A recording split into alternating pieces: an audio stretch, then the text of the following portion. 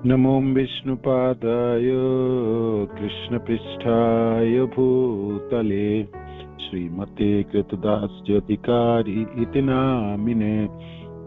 नमो विष्णुपादाय कृष्णपृष्ठाय भूतले श्रीमते भक्तिवेदांत स्वामी इति नामिने। नमस्ते सारस्वते देवे गौरवाणी प्रचारिणे निर्विशेष शून्यवादी पाश्चात्य देशतारिणे। श्रील प्रभुपाद की जय, गुरु महाराज की जय, आप सब भक्तवृंद की जय। निताय गौर प्रेमानंदे, हरि हरि बोल। हरे कृष्ण। जय जय श्री चैतन्य जय नित्यानंद, जय अद्वैत चंद्र जय गौर भक्तवृंद। जय जय श्री चैतन्य जय नित्यानंद, जय अद्वैत चंद्र जय गौर भक्तवृंद। जय जय श्री चैतन्य जय नित्यानंद, जय अद्वैत चंद्र जय गौर भक्तवृंद। श्री चैतन्य महाप्रभु की जय, श्री श्री नित्यानंद गोसाई की जय, श्री श्री अद्वैत ठाकुर की जय, श्री श्री गदाधर पंडित की जय, शिवास आदि गौर भक्तवृंद की जय। निताय निताय निताय निताय गौर प्रेमानंदी, हरि हरि बोल। श्री श्री चैतन्य चरितामृत श्रील कृष्णदास कविराज गोस्वामी की जय। श्री श्री चैतन्य चरितामृत मध्य लीला अध्याय 19। चैतन्य महाप्रभु द्वारा श्री रूप गोस्वामी की शिक्षा, रूप शिक्षा।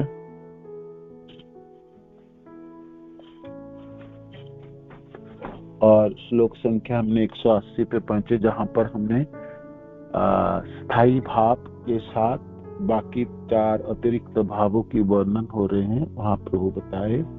तो उनमें से हमने 4 अतिरिक्त भाव, जो विभाव, सात्विक विभाव, अनुभाव, सात्विक भाव और व्यभिचारी भाव तथा संचारी भाव, चारों भाव अतिरिक्त भाव के बारे में वर्णन हुई। तो उनमें से विभाव हम पढ़ रहे थे। विभावों की 2 भाग है, एक है आलंबन और दूसरा है उद्दीपन। आलंबन विभाव की जो भाग है, विषय में हमारे नायक स्वयं श्री कृष्ण है। तो भगवान श्री कृष्ण के गुणों की स्मरण होते, गुणों के ऊपर गुणों के याद करते ही नायिका तथा राधा रानी में कृष्ण प्रेम की आलंबन बना, कृष्ण प्रेम जागृतित हो जाते हैं, कृष्ण प्रेम रसाल हो जाती हैं, उद्वेलित हो उठती हैं। तो वो भगवान श्री कृष्ण के वो गुणावली हम पढ़ रहे थे। तो आप मेरे को बताइए, राधा श्याम सुंदर प्रभु ने कौन सा गुणों के बारे में बताए आपको पिछले क्लास में? कल तो मैं कर नहीं पाया क्लास। भुवन मोहन प्रभु, आप क्लास में थे? अच्छा, एक सेकंड है। हरे कृष्णा प्रभु जी, धन्यवाद, प्रणाम। धन्यवाद। प्रभु जी ने कौन सा भगवान के गुणों के बारे में पढ़े थे? पवित्र या हाँ जी प्रभु जी, वो उनके दयालुता के ऊपर था कि उनको जो है, उन्होंने जो है अपराध नहीं लेते, वो किसी का। अच्छा, सबको क्षमा कर देते हैं प्रभु जी, वो वाला सबको सहिष्णु। हरे कृष्ण प्रभु जी। प्रभु जी क्षमाशील प्रभु जी, क्षमाशील। हाँ जी। अच्छा, क्षमाशील हो गया। सहिष्णु और स्थिर, सहिष्णु और क्षमाशील। ठीक है, धन्यवाद। ओके, हरे कृष्ण। हरे कृष्ण।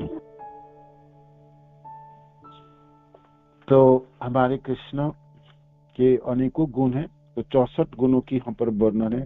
उनमें से हमने क्या क्या पढ़े सुने हैं? भगवान कृष्ण के संपूर्ण शरीर की सुंदरता, समस्त शुभ गुणों से अंकित, अतीब रुचिर, तेजवान, बलवान, नित्य जुबा, अद्भुत भाषाविद, सत्यवादी, मधुरभाषी, वाक्पटु, सुपंडित, अत्यधिक बुद्धिमान, प्रतिभावान, विदग्ध। हमारे कृष्ण विदग्ध है ना। अतीब चतुर, दक्ष है, कृतज्ञ, दृढ़ संकल्प, काल तथा परिस्थितियों के कुशल निर्णायक। 20 नंबर है वेदों या शास्त्रों के आधार पर देखने एवं बोलने वाले, शास्त्र चक्षुष कहलाते हैं। 21 है पवित्र, 22 आत्म संयमी, 23 स्थिर, 24 सहिष्णु और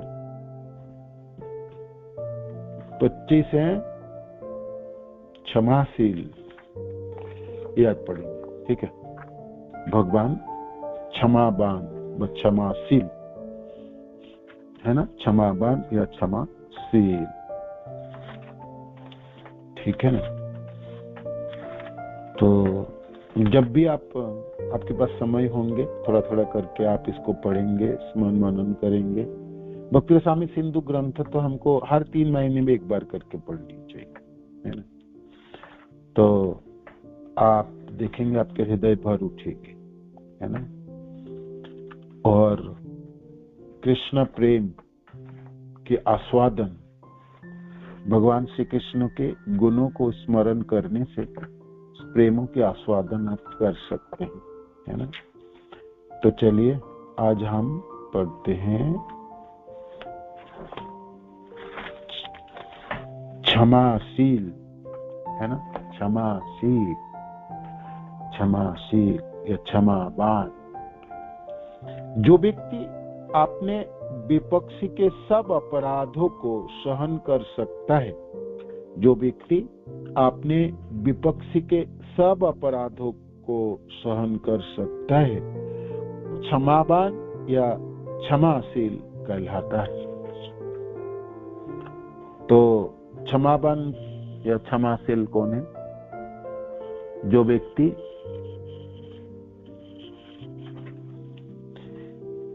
अपने विपक्षी के सब अपराधों का सहन कर सकते हैं, विपक्षी के सब अपराधों को सहन कर सकते हैं, वो क्षमावान या क्षमाशील कहलाता है।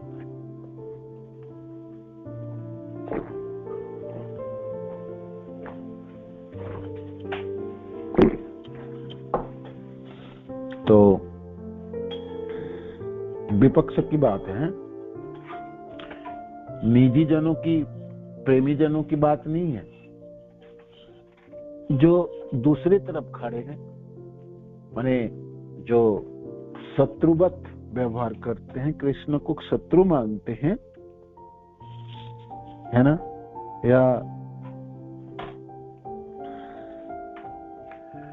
जो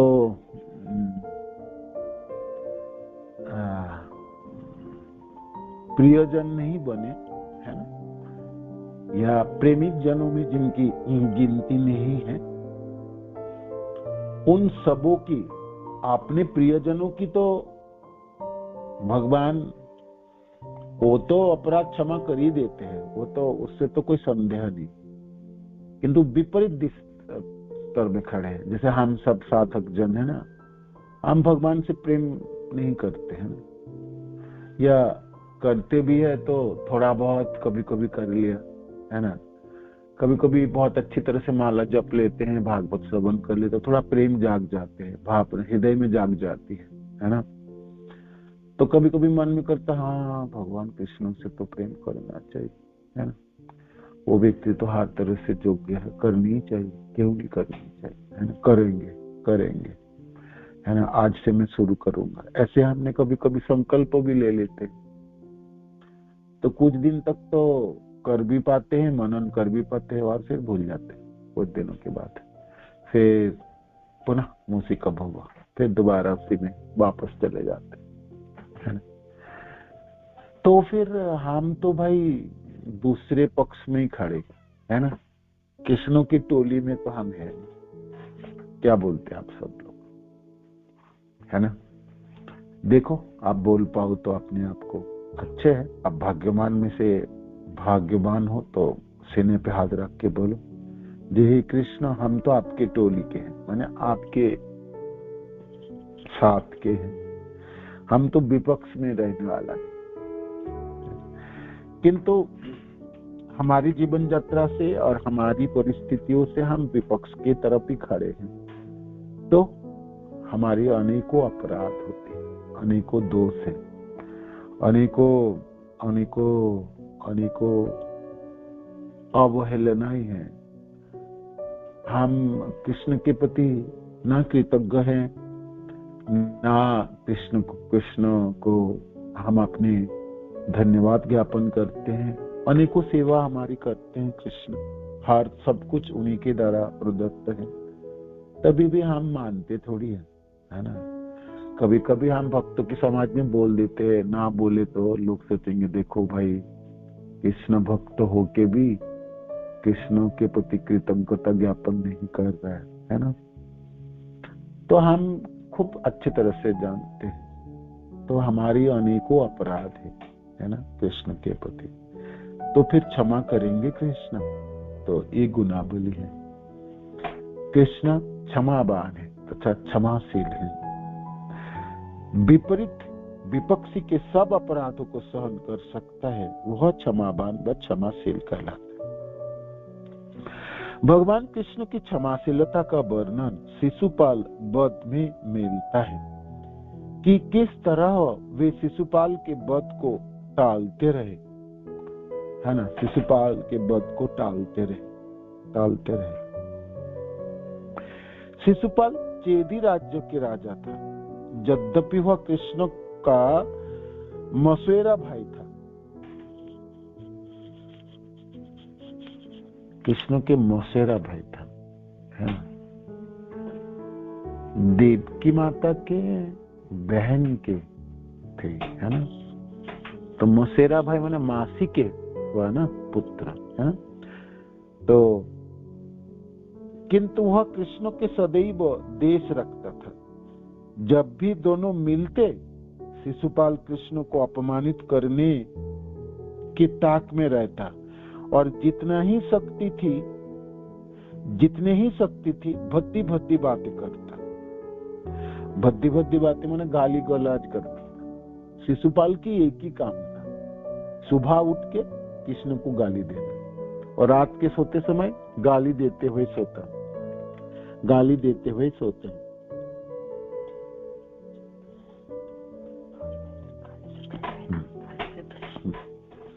तो और फिर बाकी पूरा दिन क्या करते थे आपने सोचो। पूरा दिन उनके कोई कार्य नहीं थे, राज कार्य वगैरह उसको तो ऐसे ही चलता था, है ना। उनका एक ही कार्य थे, लोगों को इकट्ठा करना और लोगों के सामने कृष्ण को गाली देना, बस। वो तो चोरी करने वाला है, ये तो ग्वाला है, वो तो कपड़े चोरी करता है, ये तो माखन चोरी करता है, दूसरे को धोखा देता है, ये तो इनकी तो कोई चरित्र है ही नहीं, वो दुष्चरित्र है।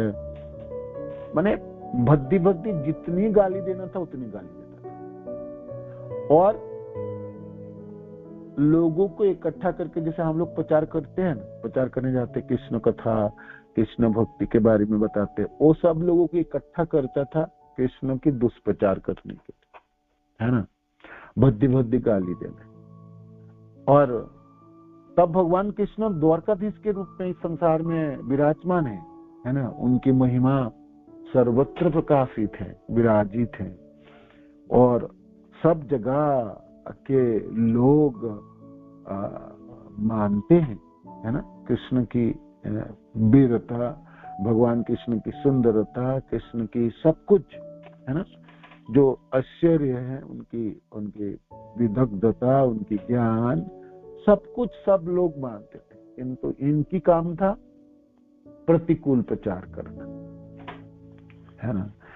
रात दिन वो रचा पचा रहता है ना। जैसे प्रचारक लोग, हम भाई कितने किलोमीटर रास्ते चल के कहीं भी जाके प्रचार करते, वो उनकी भी काम था, लोगों को दूर दूर तक पहुंचता था, इसलिए पूरे दिन वो यही करता था, है ना। समय एक पल भी गवाता नहीं था वो। वो खाते समय, सोते समय, जागते समय, चलते समय कृष्ण को गाली देता है, बस, है ना, भद्दी भद्दी गाली देता है। किंतु महाराज युधिष्ठिर के राजस्व यज्ञस्थल में जब शिशुपाल कृष्ण को गालियां बकने लगा तो वे उस पर ध्यान ना देते हुए मौन बने रहे। अब राजस्व यज्ञ में अनेकों राजा उपस्थित है। भगवान कृष्ण बलराम जी दाऊ भैया के साथ भी वहां पधारे, निमंत्रित अतिथि, है ना। तो भाई जब अब इस राजस्व यज्ञ हुआ तो अग्र पूजा किसको किया जाएगा, है ना। तो अग्र पूजा की अनुमोदन, अग्र पूजा किसको कहते, तो भीष्म पितामह ने कहा तो द्वारकाधीश की पूजा होनी चाहिए, है ना। और फिर उसको सहदेव जी ने अनुमोदन कर रहे थे। तो एक तो कोई बताएंगे, उसको अनुमोदन करेंगे, ये प्रथा है। तो ये सुनते ही ये शिशुपाल हुआ था, शिशुपाल तो एकदम आग बबूला हो गई। वो तो खड़े हो गए, खड़े होके वो गाली देने लगे, जी ये बूढ़ा हो चुका है, ये भीष्म पितामह है ना, इनकी ज्ञान लोप हो गए। अरे अग्र पूजा की ग्वाला का होना चाहिए, ये वो शुरू करते, है ना।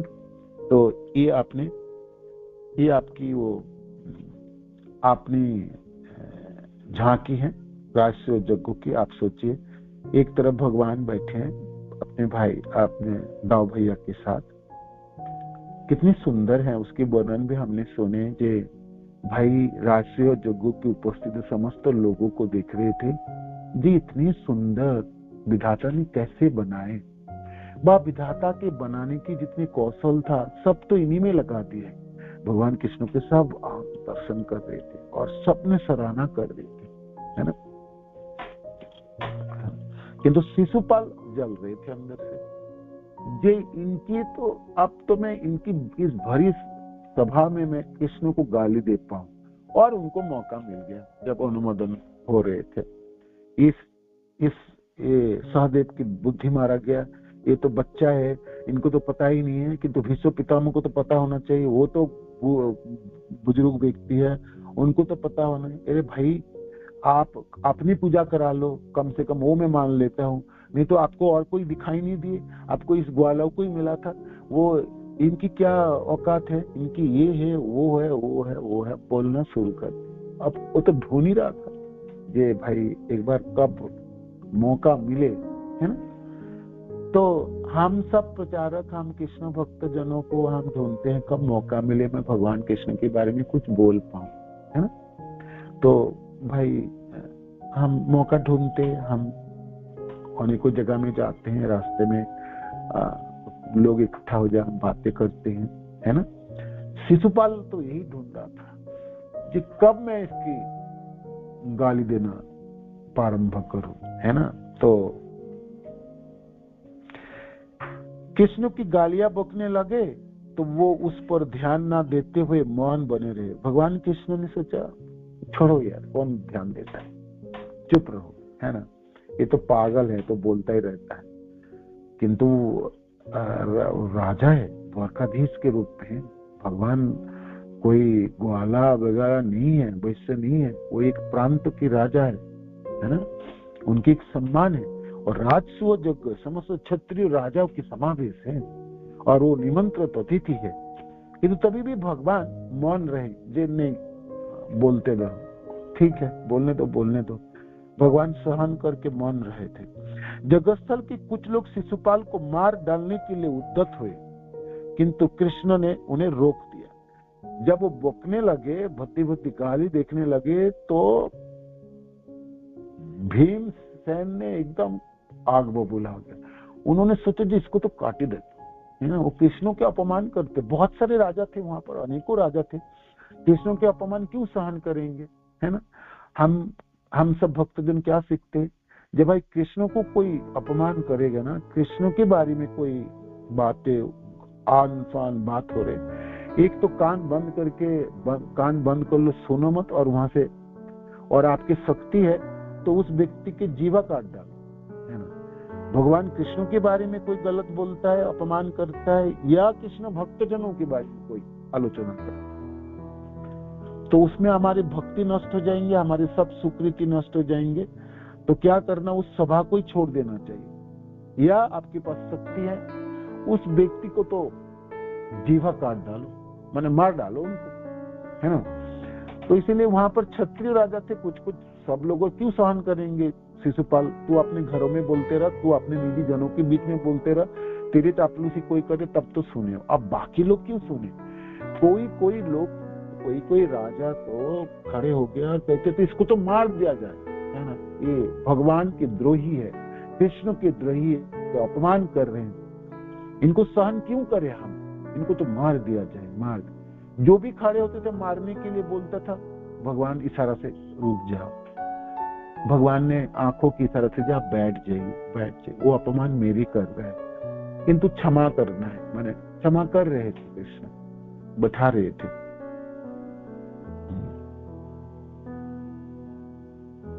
किंतु कृष्ण ने उन्हें रोक दिया, वे इतने क्षमाशील थे।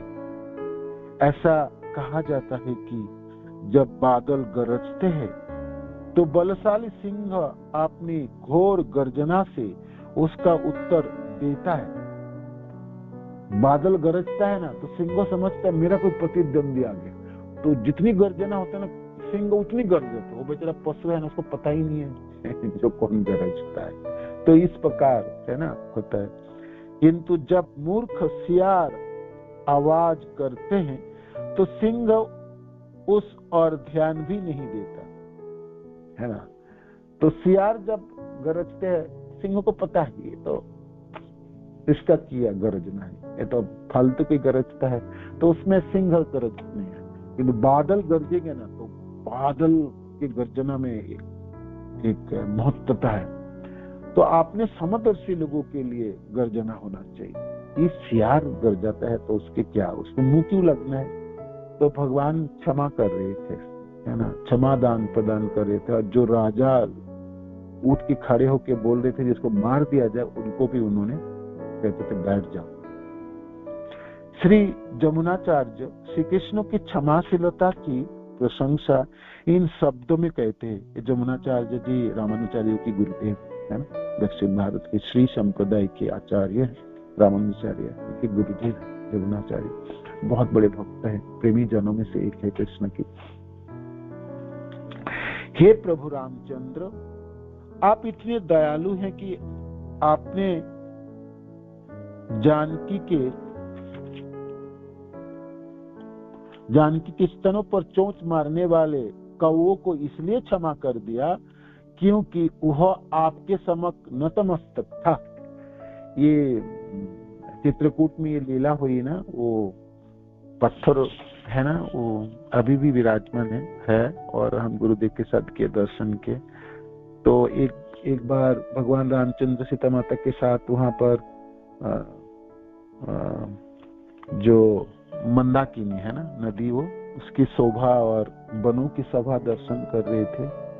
तो उसी समय एक कौवा वो आए, ये राक्षस थे ना कोई, है ना, और जानकी जी के सीने पे प्रहार किए उन्होंने। तो भगवान ने उनको भगाया, खूब भगाया, उसको मारने की उद्यत हुआ, तो वो नतमस्तक हो गए, है ना, और जे मेरे को क्षमा किया जाए, है ना। तो भगवान रामचंद्र क्षमा कर दिए, है ना। क्षमा मांगा जाए कृष्ण से या भगवान रामचंद्र से, तो क्षमा प्रदान हो जाती है ना। एक बार स्वर्ग के राजा इंद्र ने कौवे का वेश धारण करके भगवान रामचंद्र के पत्नी जानकी के वक्षस्थल पर प्रहार किया। स्वर्ग के राजा इंद्र ने। अच्छा, यह जगत जननी सीता का निश्चित रूप से अपमान था, अतः भगवान रामचंद्र तुरंत उस कौवे को मारने के लिए उद्यत हो गए। किंतु बाद में वो कौवा भगवान के समक्ष नतमस्तक हो गया, तो उन्होंने उसका अपराध क्षमा कर दिया। अपनी स्तुति में श्री जमुनाचार्य इसके आगे कहते हैं कि भगवान कृष्ण अपनी क्षमाशीलता में भगवान रामचंद्र से भी बढ़कर है, क्योंकि शिशुपाल सदैव कृष्ण का अपमान करता रहता था। एक नहीं 3-3 जन्म तक लगातार अपमान करता रहा। फिर भी कृष्ण इतने दयालु थे कि उन्होंने शिशुपाल को अपना तादात्म्य प्रदान किया। इससे हमें पता चलता है कि ब्रह्म तेज में तल्लीन होने का अद्वैतवादी लक्ष्य कोई कठिन समस्या नहीं है। शिशुपाल जैसे व्यक्ति भी जो निरंतर कृष्ण से शत्रुता रखते थे, इस मुक्ति को प्राप्त कर सकते। तो ये है भगवान कृष्ण के क्षमाशीलता। 3 पार्ट पिछले भी ये एक बार हिरण्यकशिपु और हिरण्याक्ष, दूसरे में रावण और कुंभकर्ण, तीसरे में शिशुपाल और दंत वक्र, ये जय विजय है ना, जय विजय अभिशप्त हुआ था। तो ये 3 बार उन्होंने भगवान के शत्रु के रूप में आए और भगवान ने एक बार नहीं, हर बार उनके सहन किए, है ना, सहन किए। और इस बार शिशुपाल के कितने गाली उन्होंने सहन किए, कितने गाली सहन किए। भरी स्वभाव में गाली दे रहे थे भगवान को, है ना, भरी स्वभाव में गाली दे रहे थे। और अपने मासी है ना, मसेरा भाई था कि अपनी बुआ की बेटे था, पता नहीं। यहाँ पर सुशांत सिंधु में शिलप्रभुत मासेरा भाई, मासेरा भाई माने मासी के लड़का होगा ना, या जो भी है। महाभारत में तो शिशुपाल के जो माँ थी वो बुआ लगती थी, भगवान को बुआ बोलते थे, तो पीसी हुई ना बुआ। जो भी हो, भाई तो है, पीसे माने बुआ के लड़के हो या मासी के लड़के हो, आप सब जानते हैं, है ना। भगवान इस प्रकार क्षमाशील है ना, ये कृष्ण की क्षमाशीलता, ठीक है ना। ये उदाहरण है, एक उदाहरण है। दूसरे उदाहरण भगवान रामचंद्र जानकी माता की ये कथा, इसमें भगवान रामचंद्र की क्षमाशीलता की बात है। और कृष्ण ने क्षमा, देखो गाली भी दिए तो भाई अब जब बहुत ज्यादा ही हो गया, और भगवान ने ये भी कहा था कि 100 से ऊपर अपराध करेंगे तब उस दिन उनको मार गिराऊंगा। तो उन्होंने सुदर्शन चला के उनको शरीर को, मस्तिष्क को शरीर से अलग के, धड़ से अलग किए, है ना। तो यहाँ पर शिशुपाल से आत्मा निकली, वो भगवान में शरीर पे जाके मिल गई, मैंने साजुज मुक्ति प्राप्त हो गए। 5 प्रकार की मुक्ति होता है ना, उनमें से साजुज मुक्ति भगवान के शरीर में समा जाए। यहाँ से युधिष्ठिर महाराज को प्रश्न आएगा आगे भागवत की कथा में सब, जे इस शिशुपाल तो गाली देता था, ये आपको इसको मुक्ति कैसे मिल सकता है, और वो भी इस प्रकार की मुक्ति है। भगवान देखो विपक्ष से कितना अपराध क्यों ना करे, उनको भी क्षमा करते हैं और उनको भी मुक्ति प्रदान कर देते, शत्रु को भी मुक्ति प्रदान करते थे कृष्ण। ये हमारे कृष्ण है ना। हम ये तो उदाहरण है, आपके पास और क्या क्या उदाहरण है। भगवान कृष्ण क्षमाशील है, आपके पास क्या उदाहरण है, आप बताइए एक एक करके। ये दोनों उदाहरण आप नहीं बोलेंगे, ये दोनों तो आपने सुन लिए, शिशुपाल की वध की कथा और भगवान रामचंद्र कौवा, इंद्र कौवा बन के आए थे तो उनको क्षमा कैसे किए, वो और क्या उदाहरण है। भगवान क्षमावान है तथा क्षमाशील है, उनको प्रदर्शन करने के लिए, उनको बोलने के लिए आपके पास क्या उदाहरण है, ठीक है ना। अब मनन करो, जो जो आपने सुने अभी तक आप लगाओ, कहां पर आप बोल सकते हो, बताइए।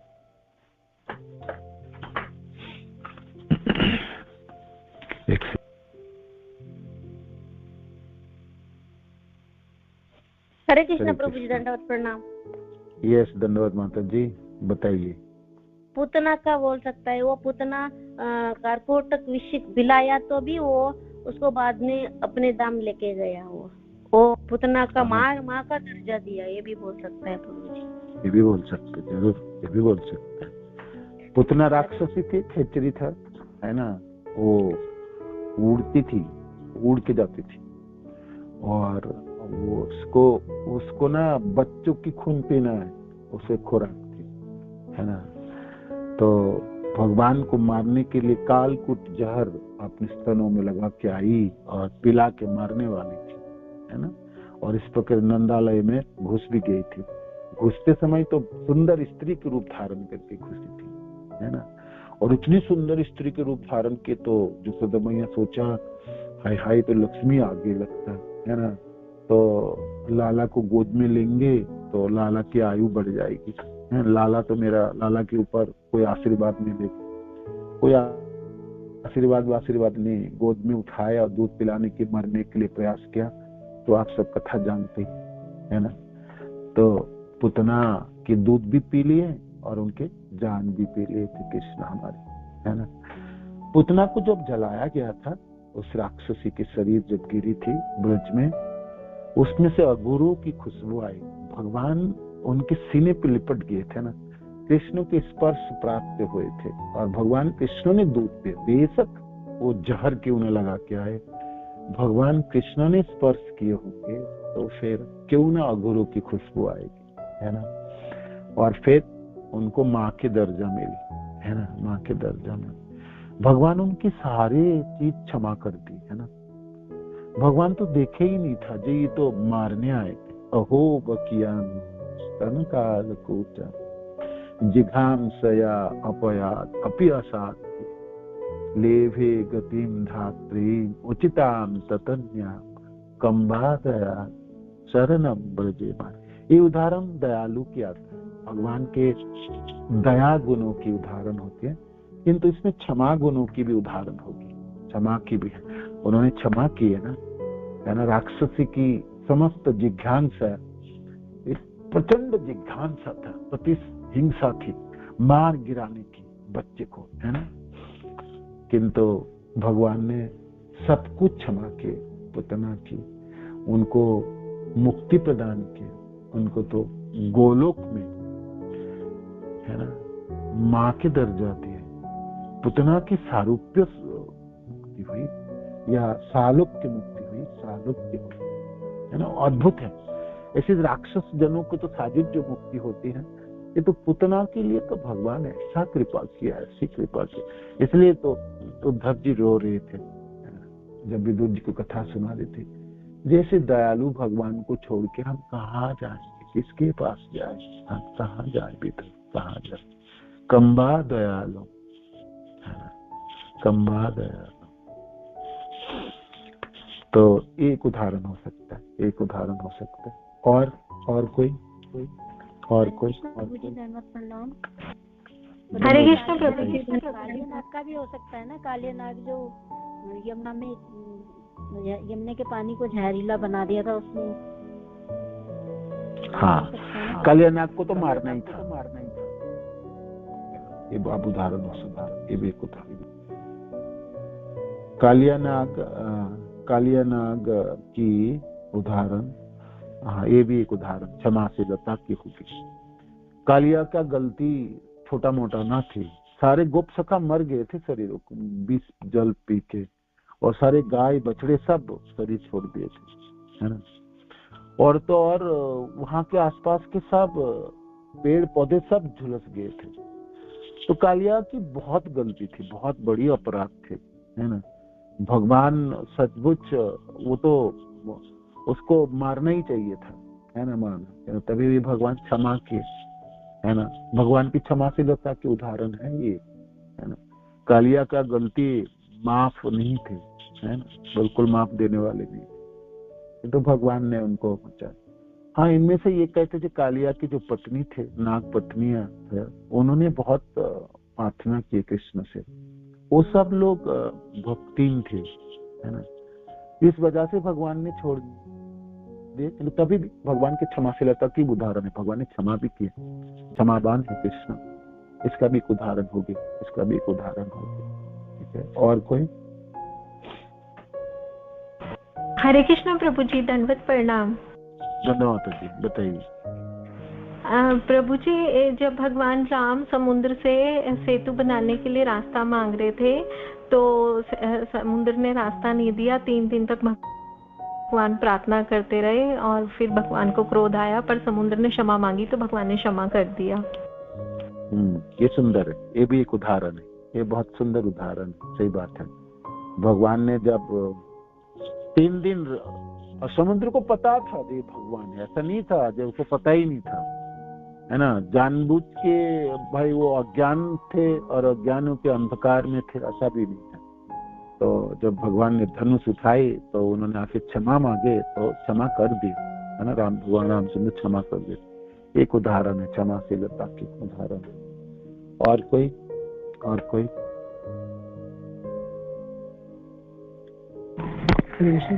हरे कृष्ण प्रभु जी, दंडवत प्रणाम। धन्यवाद, बताइए।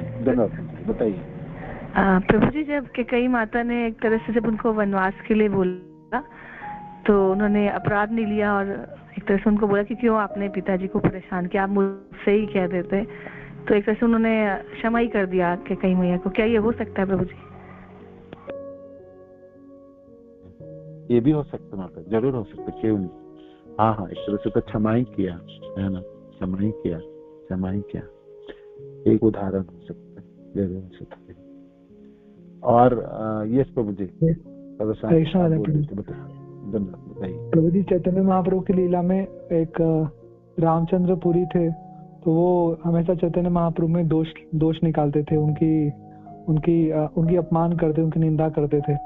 कहीं चींटी देख लेते चैतन्य महाप्रभु के आश्रम के आसपास तो वो बोलते कि जरूर मीठा खाया होगा, और भक्त लोग के यहाँ चैतन्य महाप्रभु प्रसाद लेने जाते, बोलते कि सन्यासी का धर्म ने इतना सारा प्रसाद खाए। तो भी चैतन्य महाप्रभु उनको क्षमा करते चले गए और उनके लिए कृतज्ञता रखते थे कि आप तो अच्छा मुझे सिखा रहे हो, सन्यासी का धर्म बता रहे हो। महाप्रभु उनको बार बार क्षमा करते रहे। प्रभु जी, ये भी ले सकते हैं क्या? हाँ, ये भी सुंदर उदाहरण। उनका काम ही था वो महाप्रभु को खोट निकालना। कोई होता है ना, कोई व्यक्ति होते हैं ना, दोष निकालना, भक्त किसी में होते हैं ना, वो इतनी अच्छी तरह से सेवा करो, कुछ करो, वो तो आपको गलती निकाली देंगे, है ना। उनमें से रामचंद्र पुरी प्राप्ति थे। भाई ये चींटी कहीं भी जा सकते, चींटी देख के थोड़ी ना कहता है इन्होंने तो छुपा के खाया होगा, रात को पक्का छुपा के खाएगा, है ना। गौरांग महाप्रभु कहते जो सन्यासी होके छुप के खा रहे, तो चींटी क्यों जाते उनकी कुटिया में चींटी के जाओगे बताओ?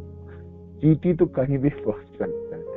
तो इस प्रकार उन्होंने सचमुच एक सुंदर उदाहरण क्षमाशीलता की, है ना, क्षमाशीलता की, भगवान की क्षमा। और किसी के पास और कोई उदाहरण? हरे कृष्ण प्रभु जी, दंडवत प्रणाम। धन्यवाद जी। प्रभु जी, जो सार्वभौम भट्टाचार्य के दामाद थे जो अमोघ, वो भी ऐसे कि इतना सन्यासी नहीं खाते हैं, और उन्होंने उनके ससुर ने, सार्वभौम भट्टाचार्य, उनको एक तरह से श्राप दे दिया था, लेकिन भगवान ने उनको मना किया और क्षमा कर दिया और अगले दिन जाके उनको ठीक किया। ये भी हो सकता है जी, ये भी हो सकता है। चैतन्य चरितामृत में वर्णन आता है ना, ये कहता है एक सन्यासी देखने के लिए इतने सारे भगवान, ये सन्यासी है क्या है? तो सार्वभौम भट्टाचार्य कहते हैं तुमको बोलना, मुंह खोलना अभी खोलना तुमको, है ना। मैंने महाप्रभु को निमंत्रण किया, उनको अपमान करोगे तो डंडा लेके उनको भगाया। तो भगवान को अपमान करने से उनके बीमारग्रस्त हो गए, है ना, वो मरने ही वाला था। किंतु सार्वभौम भट्टाचार्य अच्छा है, बेशक मेरा लड़की विधवा हो जाए तो इस अपमान से तो इनका ऐसी गति होना चाहिए। किंतु महाप्रभु जब सुने जैसा ऐसा है, तब महाप्रभु ने क्षमा की। क्षमाशीलता है। महाप्रभु, गौरांग महाप्रभु तो क्षमा ही किया, है ना। उनकी तो अनेकों लीलाएं है, हर बार क्षमाशीलता की, है ना। ये भी एक बहुत सुंदर उदाहरण है। और बताइए, और कोई? हरे कृष्णा प्रभु जी, दंडवत प्रणाम। प्रभु जी, रावण को भी क्षमा किया था। रावण ने इतना बड़ा जघन्य अपराध किया, माता सीता का हरण किया, उसके बाद भी उनको अपने हाथ से भगवान ने मुक्ति दी। और लक्ष्मण को भी भेजा कि जा करके रावण से शिक्षा लेकर के आओ, ऐसे करके। हरे कृष्णा प्रभु जी, दंडवत प्रणाम।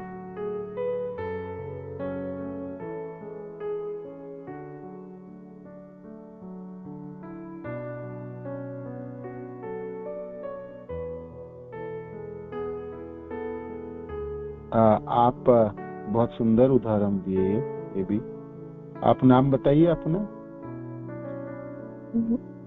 हरे कृष्णा प्रभु जी, मैं दीपा बोल रही हूँ। दंडवत प्रणाम प्रभु जी। हाँ, धन्यवाद प्रणाम प्रभु, धन्यवाद धन्यवाद। हरे कृष्ण। हाँ, ये भी एक उदाहरण है क्षमाशीलता, ये भी एक क्षमाशीलता की उदाहरण। बहुत सुंदर। और कोई?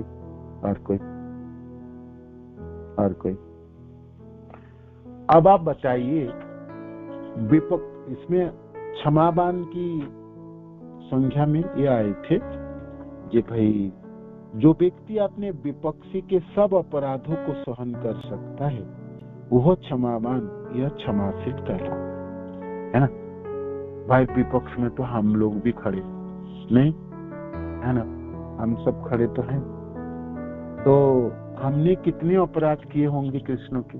आप गिनाओ, बोलना शुरू करो, एक एक करके बताइए आप।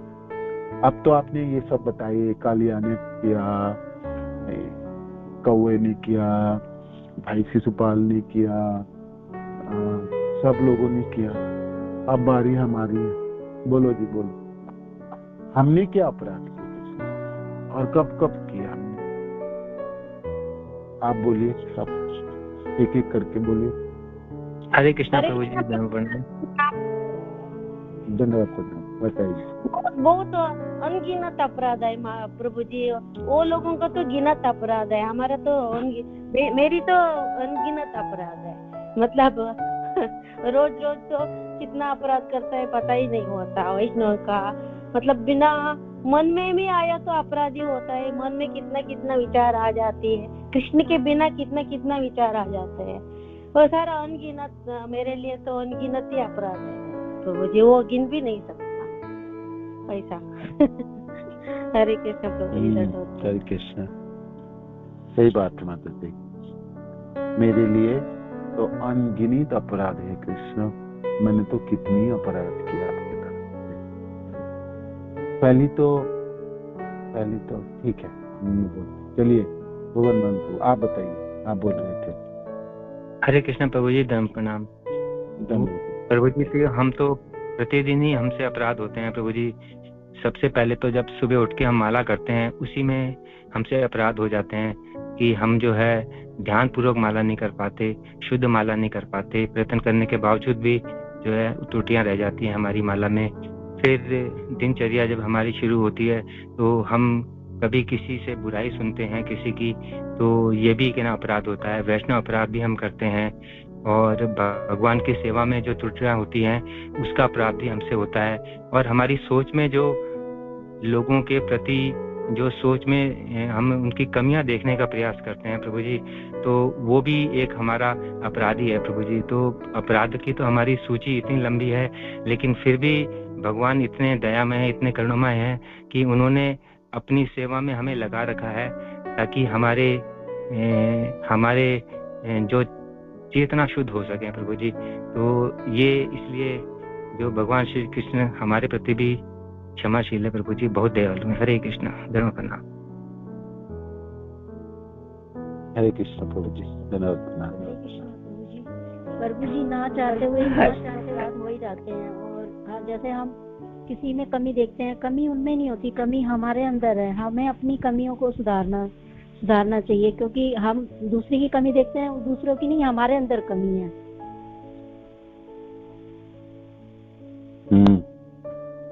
बात सही है माता जी, सही है।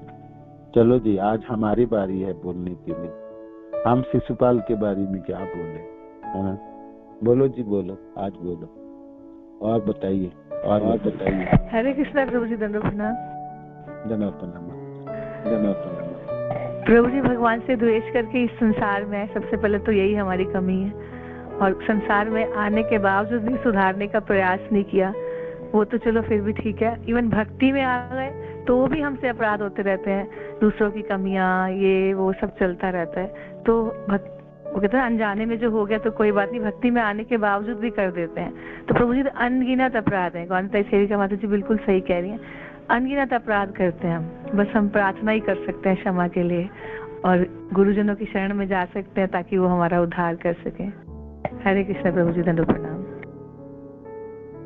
देखो अनगिनत अपराध हमने किए है ना, और हम कृष्ण हमारे लिए कितनी सेवा करते हैं, कितनी सेवा उन्होंने किए हैं, आज भी करेंगे, कल भी करेंगे, हमेशा ही करते रहेंगे, है ना। जब हमारी बारी आती है तब हम तो कृतज्ञ भी नहीं होते, माने हम स्वीकार भी नहीं करते जी कृष्ण हमारी सेवा किए भी है ना। एक तो और हमारी क्या प्रवृत्तियां है, देखो हमारी प्रवृत्ति, हमारी कितनी गलती भगवान कृष्ण ने क्षमा तो किया है, तभी तो हमको देखो हम जीवित है अभी भी, है ना। तो इससे तो ये प्रमाण है कि हमारी अनगिनत गलतियां कृष्ण ने क्षमा किए, इसलिए क्षमावान है हमारे नायक, है ना। सचमुच क्षमावान है, सचमुच उनको क्षमाशीलता की जो बोल सकते हैं, जो क्षमाशील है कृष्ण, आप तो क्षमाशील है। इस संसार में सचमुच कृष्ण ही क्षमावान तो क्षमाशील है। देखा जाए तो क्षमा तो वही करते है ना, किए हैं, करते भी हैं। बाकी हमारी कितनी गलतियों को उन्होंने अनदिखाई करते है ना, अनदिखाई करते। तो अनगिनत हमने अपराध किया, हम गिन भी नहीं सकते, मैं तो गिन भी नहीं सकता, है ना। धिक्कार है। इसलिए जमुनाचार्य जी की एक बात है, हे कृष्ण सचमुच धिक्कार है मेरे अपने जीवन को, मैं आप इतनी भयंकर अपराध हैं और ऐसे अनगिनत मेरा आप गलतियां हैं जो माफ के योग्य नहीं है, माफी के योग्य बिल्कुल नहीं था। किंतु हे कृष्ण आपने ऐसे करुणामय है, आपने वो सब भी आपने माफ कर दिए, माफ करके तभी भी आप मेरे साथ ही रहते हैं। मैंने आपको कितनी धुतकारा होगा, कितनी उल्हाना दिए होंगे, मैंने आपको कभी भी नहीं कुछ भी नहीं किया आपके लिए, तभी भी आप मेरे लिए खड़े रहते हो कृष्ण, है ना। हे कृष्ण सचमुच ये सोच के मेरे आंखों में अश्रु आते हैं। ऐसा मेरा जीवन में कभी होगा कि मैं आपकी सेवा करके आपके सेवक के रूप में मेरा परिचय हो, है ना। ऐसा कभी होगा कृष्ण मेरे जीवन में, इस जीवन में मैं ऐसा बोल पाऊं अपने को कि मैं आपका सेवक हूँ, मैं आपकी कुछ सेवा किया हूँ, ऐसा बोल पाऊंगा कृष्ण, ऐसा परिचय होगा मेरी। ये मेरा अभिलाषा है, ये मेरी आशा है कृष्ण, आप इनको पूरी करेंगे, पूरी कर दीजिएगा इसको। बहुत ही आशा है मेरा, बहुत ही आशा। द्रोणाचार्य को बहुत सुंदर एक पद है, एक श्लोक है, ये आपके सेवक के रूप में मेरा पूरे संसार में मेरा परिचय है, जो मैं कृष्ण की सेवक हूँ, मैं एक तुच्छ सेवक हूँ कृष्ण के, मैं इतनी परिचय में कर पाऊँ। नहीं तो पूरी जीवन धिक्कार है कृष्ण, सचमुच धिक्कार। मैंने आपको भूल गई, आपकी सेवा भूल गई, कैसे करके भूल गए मैं, कैसे करके भूला। सचमुच हमारे जीवन में हमने अनगिनत गलतियां की है ना, उनके लिए हम भोगते भी हैं, ठीक है, हमारी पतन हुई और हम दुखों की पीड़ा अनुभव करते हैं, किंतु कृष्ण तो तभी भी रहते हैं हमारे साथ, और कृष्ण हमेशा तत्पर रहते, पुत्र चल मेरे साथ हाथ पकड़ और चल, है ना। सर्वदा परित्याज्य मामेकं शरणं व्रज अहम तम सर्व पापेभ्यो मोक्षयिष्यामि। भगवान कहते क्या सोचते हो, पाप की गाठरी के बारे मत सोचो, तुम मेरे में आ जाओ, मेरे शरण में आ जाओ, है ना। मैं आपको ले चलता हूँ ना, मैं आपको ले चलूंगा, मैं मुक्ति के रास्ते पे आपको ले जाऊंगा। इसका अर्थ है मैंने आपके सारे पाप में क्षमा कर दूंगा, है ना।